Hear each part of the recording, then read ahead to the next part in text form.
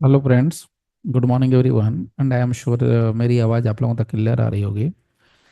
Friends, आज हम लोग भारतीय साक्ष्य अधिनियम का जो क्वेश्चन सीरीज है एमसीक्यूज वो हम लोग सॉल्व करने वाले हैं। और बहुत माइन्यूटली से आपने ऑब्जर्व करना है और ध्यान से समझ लेना है। अगर कोई डाउट हो तो आप लोग पूछ भी लेना, ठीक है। तो चलिए फिलहाल मैं सीधे आपको स्क्रीन पर लेके चलता हूँ। Let's see. इसमें मैं आपको पहले दिखा दूँ। सबसे पहला जो क्वेश्चन हम लोग लेंगे वो 21 नंबर से लेंगे। इसको मैं यहाँ से पहले ये चलिए हम लोग बात करते हैं। फर्स्ट क्वेश्चन जो हमारे लिए 21 नंबर है उसकी बात करते हैं। विच सेक्शन ऑफ भारतीय साक्ष्य अधिनियम deal deals with the term disproved. तो डिस्प्रूव्ड शब्द जो है उसका डेफिनेशन किस सेक्शन के अंदर दिया गया है। तो वहाँ पर ऑफ आंसर जो हम लोगों के लिए होगा डिस्प्रूव्ड का वो है 21C में। तो यहाँ पर देखिए 21E है, 21C है, 21A है, 21G है। तो यहाँ पर हमारे लिए 21C the correct answer. But 21E में क्या है, तो बहुत आसान है। 21E अगर आप लेंगे तो यहाँ पर 21E में एविडेंस मिलेगा, ठीक है। 21A में लेंगे तो आपको सी से कोर्ट मिलता है। यानी कि जो एविडेंस यानी कि जो भारतीय साक्ष्य अधिनियम है उसकी जो परिभाषा जो खुलती है या जो शुरू से होती है वो कोर्ट से ही आती है। पहला जो परिभाषा है वो कोर्ट ही है, ठीक है। उसके बाद अगर हम जी की बात करें तो जी वाले पार्ट पर फैक्ट इन इशू होता है। और भी मज़ेदार चीज़ बताऊं आपको, तो आप यहाँ से थोड़ा और भी याद रख सकते हैं। देखिए कुछ चीज़ें बहुत आसानी से याद हो सकती हैं। जैसे ई से आपको एविडेंस मिल जाएगा, एफ से आपको 21 एफ से आपको फैक्ट का डेफिनेशन मिल जाएगा। और लगे हाथ फैक्ट हो गया तो उसके साथ जी आप रख देंगे तो फैक्ट इन इशू का डेफिनेशन भी आपको मिल जाएगा। अब उसके बाद एफ के बाद जी एच आई जे के एल एम। तो एच से आएगा तो आपको मिल जाएगा मे प्रिज्यूम। उसके बाद आएंगे तो एम के बाद एन आ जाएगा। तो एन में आएंगे तो हम एच है, ये एच है तो उसके बाद मे प्रिज्यूम। एन से आएगा तो नॉट प्रूव्ड। फिर उसके बाद आएगा अप्रूव्ड। इस तरीके से आपको अल्फाबेटिकली इसको याद रखने की कोशिश करनी है। तो फिलहाल जो हमारा करेक्ट आंसर होगा यहाँ पर हमारा 2 1 C होगा, यानी कि बी नंबर होगा। देखिए what is disproved in relation to a fact in Bharatiya Sakshya Adhiniyam 2023। हमें यहाँ पर डिस्प्रूव्ड की बात करनी है तो डिस्प्रूव्ड का डेफिनेशन यहाँ दिया गया। तो डिस्प्रूव्ड के बारे में जरा देखते हैं और इसको बारीकी से समझना पड़ेगा। देखिए disproved in relation to a fact means disproved in relation to a fact means when after considering the matters before it after considering the matters before it the court either believes that क्या it does not exist or considers its non-existence so probable that a prudent man ought under the circumstances of the particular case comma to act upon the supposition that it does not exist। तो मुझे ये perfect लग रहा है और मुझे ये सही लग रहा है। अब इसमें देखते हैं इसमें क्या गलती है, कहाँ पर मिस्टेक किया गया है। So disproved in relation to a fact in relation to a fact, comma, means when, after considering the matters before it, the court either believes it to exist। तो देखिए डिस्प्रूव्ड में कभी एग्जिस्ट करने का believe करेगा ही नहीं court. तो आगे मुझे पढ़ने की जरूरत नहीं है। देखिए यहाँ पर कैसे हिडन दिया गया है, believes it to be believes it to exist, जबकि ये होगा believes that it does not exist. तो ये पूरा का पूरा गलत है, ये सही है। आगे बढ़ते हैं। See both A and B are the same, नहीं ये तो गलत ही होगा। नन ऑफ द अबव है तो आंसर क्या होगा ए। बिल्कुल परफेक्ट आंसर है, सही होना चाहिए ए। आगे बढ़ते हैं। Question number 23 C which one of the following is document as per the definition given in section 21D। अब ध्यान दीजिए डी से डॉक्यूमेंट बहुत आसान है। 21D डी से डॉक्यूमेंट है। 21E इसमें आपको एविडेंस मिल जाएगा। इसके बाद एफ एफ से आपको फैक्ट मिल जाएगा। 21F के बाद जी आपको बार बार रिपीट करते जाऊंगा, फैक्ट इन इशू मिल जाएगा इस तरीके से। So now a writing is a document. Words printed, comma lithographed or photographed are documents. A map or plan is a document. An inscription on a metal plate or a stone is a document. So select the correct answer using the code given below।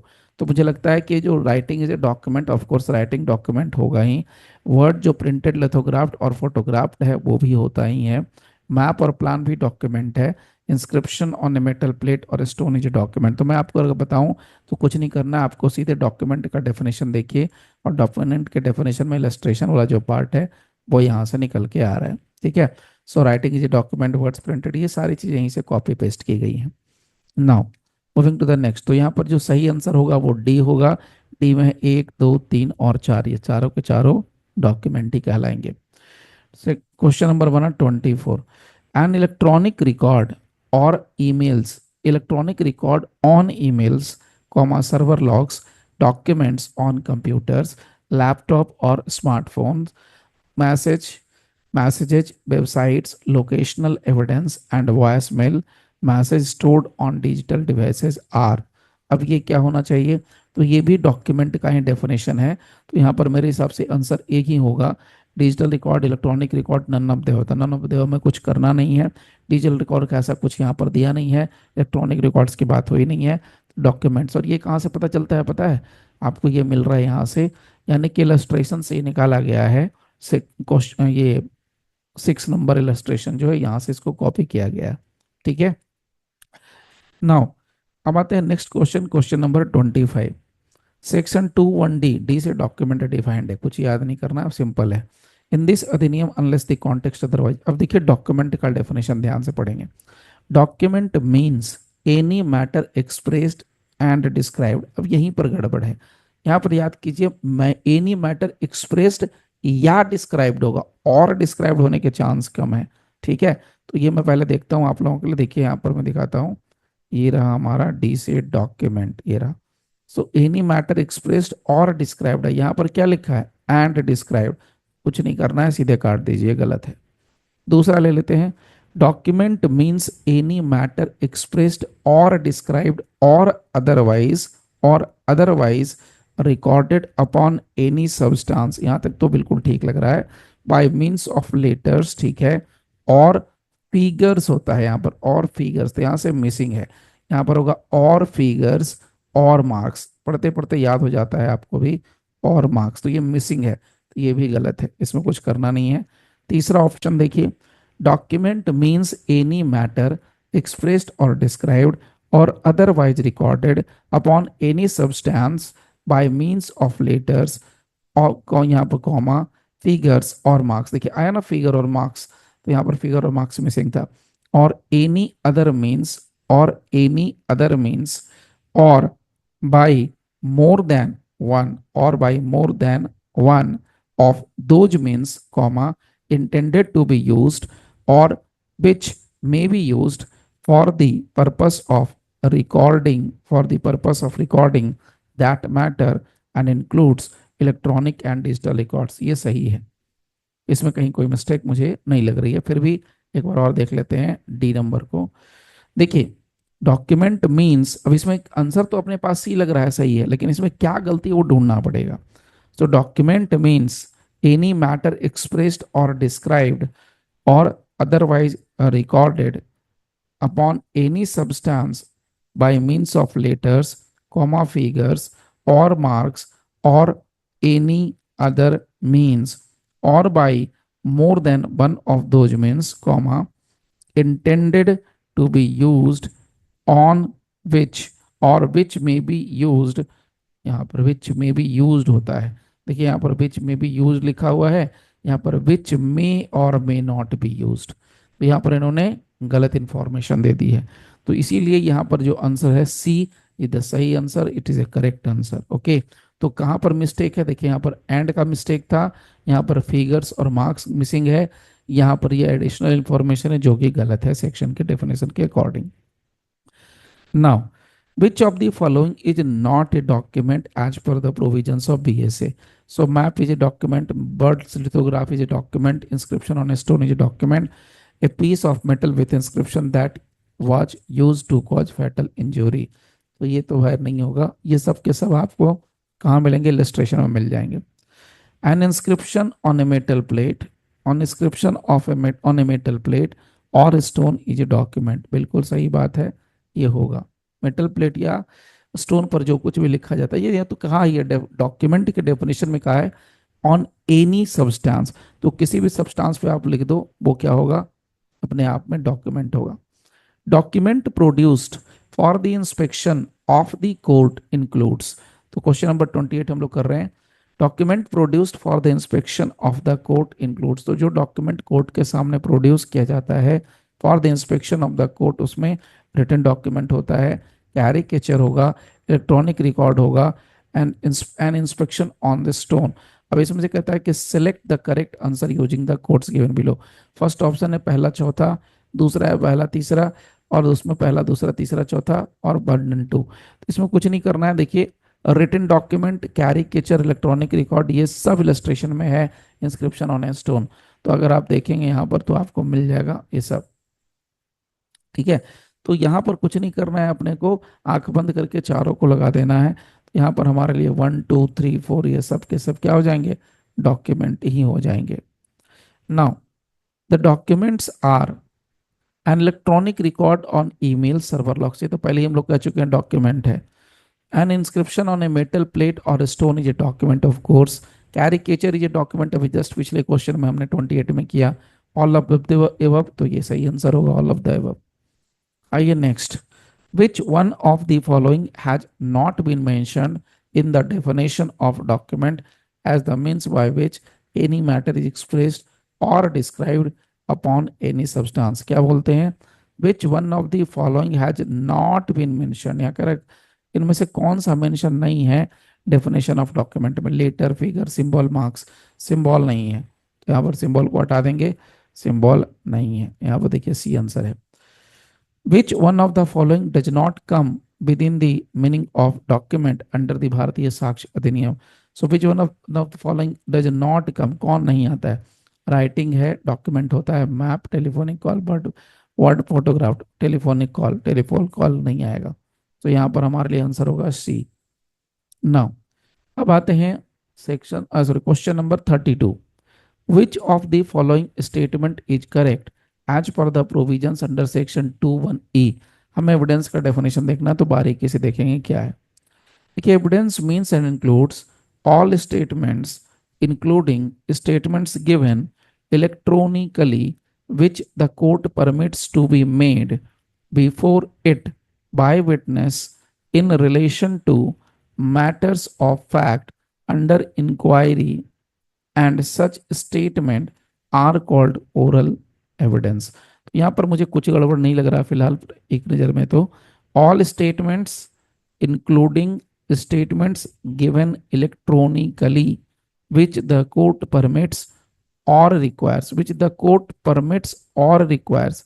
तो यहाँ पर और requires होगा, तो ये missing है। देखिए एक बार में नहीं पता चलता है, यहाँ पर और रिक्वायर्स मिसिंग है, ये गलत हो गया। दूसरा इसी का, all documents electronically include, all documents including electronic और digital records produced for the inspection of the court and such documents are called document, ही सही है। तो ये फिलहाल ये तो ऑप्शन ही गलत हो जाएगा। दूसरा, evidence means and includes all statements including statement given electronically which the court permits or requires, देखिए यहाँ पर आया to be made before it by witnesses in relation to matters of fact under inquiry and such statements are called oral, ये सही है। all documents including electronic or digital records produced for the inspection of the court and such documents are called documentary evidence, ये भी सही है, ठीक है। तो ये बी अब ऑप्शन सही है। सी में आइए, एविडेंस मीन्स एंड इंक्लूड्स, अब इसमें कहाँ गलती होगी ढूंढना, ये तो मुझे सही लग रहा है यहाँ पर, यहाँ तक, यहाँ से यहाँ तक। सी में आएंगे, evidence means and includes all statements including all statements including statements given electronically which the court permits or requires to be made before it by witnesses in relation to matters of fact under inquiry and such statements. यहाँ पर देखिए additional information है, inquiry और trial. तो ये जो part है इसके आगे पढ़ने की जरूरत नहीं, ये यहाँ पर गलत कर दिया है, ये गलत इंफॉर्मेशन है, तो ये अब इसको भी नहीं पढ़ेंगे, बात ही खत्म हो गई। डी में लिखा है नन ऑफ द अबव, तो ये तो ऐसे ही गलत है, क्योंकि इसका बी ऑप्शन सही है और यहाँ पर बी आंसर भी आपको देखने के लिए मिलेगा।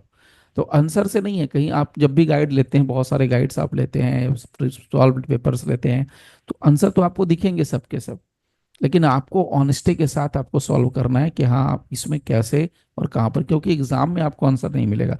ये आंसर आपकी सहूलियत के लिए कि आपको पेज ना पलटना पड़े, फ्रंट पर रहेगा। Now, all statements, including statements given electronically, which the court permits or requires to be made before it by witnesses. देखिए यहाँ पर कुछ नहीं पकड़ना है, मुझे इतना ही पकड़ना है, वाई विटनेसेस। तो विटनेस कौन होता है? इंसान होता है, जानवर थोड़े होता है। तो विटनेस है तो इसका मतलब ओरल होगा, तो आंख बंद करके ओरल लगा दीजिए, यहाँ पर हो गया ओरल एविडेंस। देखिए ऑप्शन नंबर ए है, एकदम कुछ नहीं करना है। Now all documents including electronic or digital records produced for the inspection। देखिए क्या इंस्पेक्शन कर दिया है, तो इंस्पेक्शन के लिए क्या हम देते हैं? कागज देते हैं इंस्पेक्शन के लिए, तो ये हो गया डॉक्यूमेंट्री एविडेंस, कुछ कर दिमाग ही नहीं लगाना है। ये रहा, यहाँ देखिए तो ऑप्शन में भी आपको बी मिलेगा। नाउ अब आइए 35, fact under section 21F of the Bharatiya Sakshya Adhiniyam 2023 means. क्या मतलब निकलता है भाई? The truth as proved in court, in the court of law with the help of witness, this is a fact. Okay भाई, ऐसा नहीं कुछ होता है। Facts as narrated by the client, यहाँ पर क्या करा, अंडर द अधिनियम का मतलब क्या होता है? ये कहीं मेंशन नहीं किया गया भारतीय साक्ष्य अधिनियम के अंदर, ना तो हमें मेंशन किया गया, तो ये गलत है। Facts as narrated by client to the lawyer, ये भी नहीं आएगा। Belief of person in the existence of a certain things, ये भी नहीं रहना है। एनीथिंग स्टेट ऑफ थिंग्स और relation of things capable of being perceived by the senses, ये आएगा, ये क्योंकि डेफिनेशन में साफ साफ मेंशन किया गया है। Next, which of the following statement is correct, हमें सही ढूंढना है। तो भारतीय Sakshya Adhiniyam 2023 applies to affidavit, ये तो गलत बात है, एफिडेविट पे लागू नहीं होता है। The Bharatiya Sakshya Adhiniyam applies to a proceeding whose object is to determine a jural relation between one person and another। अच्छा, the Bharatiya Sakshya Adhiniyam 2023 applies to arbitration proceeding, the answer is again no. The Bharatiya Sakshya Adhiniyam applies to a departmental proceeding, the answer is no. तो सही answer होगा ये। जब भारतीय साक्ष्य अधिनियम apply किस पे होता है? वैसे प्रोसीडिंग में जहां पर हम ज्यूरल रिलेशन की बात करते हैं, one person to another person. Next, what is oral evidence? Oral evidence क्या होता है? जब गवाह आएगा कोर्ट में। Statements made before a court, बिल्कुल सही बात लग रहा है। Direct evidence, deposition before court only after police had recorded the statement, नहीं।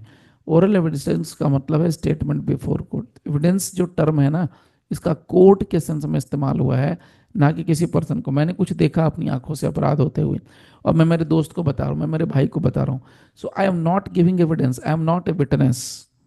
अगर मैं कोर्ट में जाके बताऊंगा, मैं कोर्ट में बन के जा रहा हूँ, कोर्ट मुझे बुला रही है संबंध दे करके, तो ही मैं विटनेस हूँ और तभी मैं एविडेंस दे रहा हूँ, otherwise no. Proof of a fact for the purpose of evidence depends on. So proof of a fact, fact का proof for the purpose of evidence, evidence के लिए, एविडेंस के पर्पस के लिए फैक्ट का प्रूफ किस चीज पर डिपेंड करता है? डिजिट, मैथमेटिकल डिमॉन्स्ट्रेशन,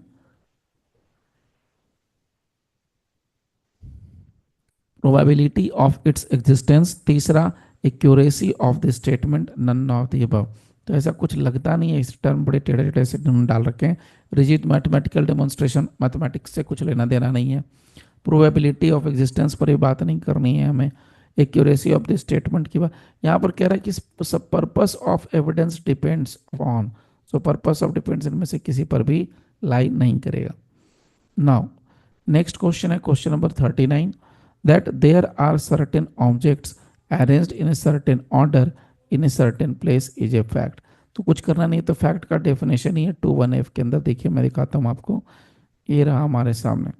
तो fact means includes anything state of things और relation of thing capable of perceived by the senses. और यहाँ पर ये, और इसके बाद इलस्ट्रेशन देखिए, that there are certain objects arranged in a certain order in a certain place is a fact. Okay, now factum probandum क्या होता है, मैंने इसके ऊपर बड़ी अच्छे से एक डिटेल आपको वीडियो बना के दे रखा है। फैक्टम प्रोवेंडम का मतलब क्या होता है, वो फैक्ट जिसको हमें अल्टीमेटली साबित करना है, अल्टीमेटली, यानी जैसे हम केस साबित करेंगे उसको कहते हैं।